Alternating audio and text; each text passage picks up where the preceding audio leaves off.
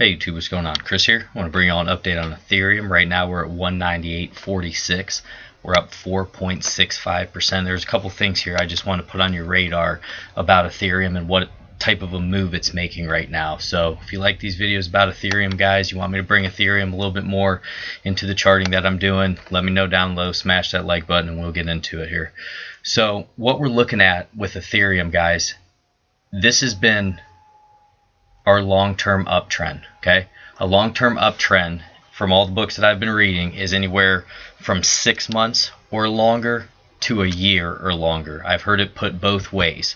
So what we're going to do here, basically what we're going to say is that our swing low was in December of 2018, and you can see we made it all the way up before we started to reverse to June 25th 2019. So you can see this is basically a mix between like an intermediate term to a longer term bullish uptrend, and now what we've been dealing with is a short term downtrend, and a short term downtrend is anywhere from 0 to 3 months is what you're looking at there. And guys, as we've continuously came down, we've had those lower highs and lower lows coming in, but what's significant now is the fact that we're trying to get back up above the 0.618. That's a key Fibonacci level. You can see where we fought with it here for about 2 weeks very hard before we had that break to the downside. Now it's looking like we almost have a little head and shoulders bottom coming right now, a reversal bottom, and we're trying to get back up above that 50-day moving average as well as the 0.618. So the close today is going to be very important. If they close today and you see a huge wick, guys, and we're back below that 0.618, then most likely that's a lot of rejection. We could just start rolling back over to the downside. But if we close back up above that, then we can go up here and try to tackle in white this 200-day EMA, and that's at $210. That would be the next significant area to get up above. But right now we're up above our 12 EMA, our 26 EMA. Currently, right now, we're up above the 50 moving average here in pink, but we have to close up above it, and then we're going to try to tackle this 200-day moving average. But that's a significant move if we're able to move even from $198 up to that 200-day EMA, which is around $210. And that's what you're trying to look at, is percents. If you're trying to trade this stuff, guys, you want to look at those percentage gains.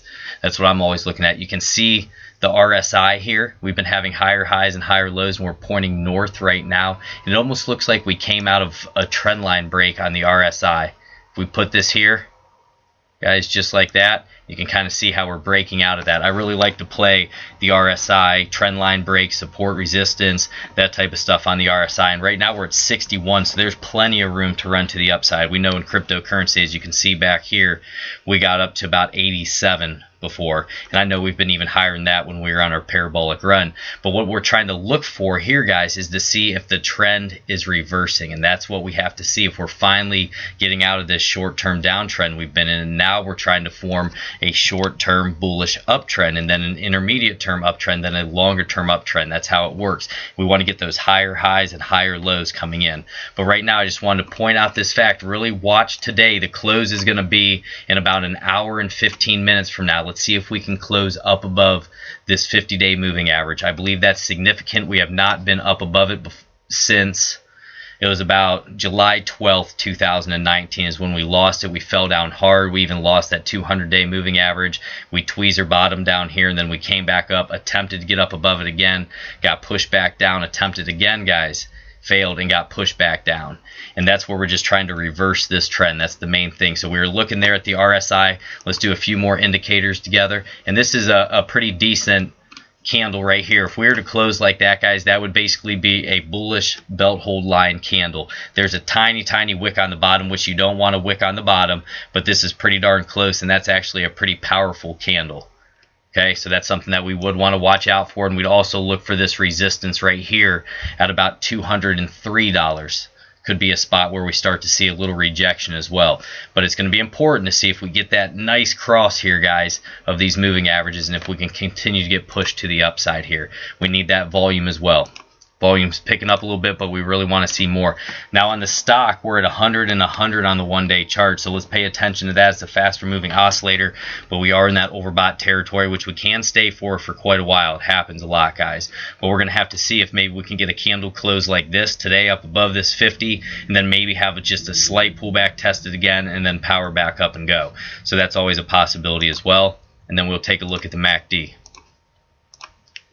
Like I said, guys, let me know down below if you want me to continue to cover Ethereum, or you want me to put that on the list of ones to cover each week, or basically just as they break out or as they make different moves, you just want me to go with some of the coins that are really making a strong move for the day. So let me know down below what you think. Right here, we've had a bullish cross that took place down here, and we've just been slowly moving up, histogram moving up as well. So guys, all I can tell you is let's pay attention to the close. Let's see if we can get back up above that 50-day moving average. We haven't been, back up above it since the middle of July, and I think it's important that we get up above it before we turn this short-term downtrend into an intermediate-term downtrend. Then it can go to a longer-term downtrend. That's where you get in trouble. So we need to tackle this 50, then that 200, guys. Take care. God bless.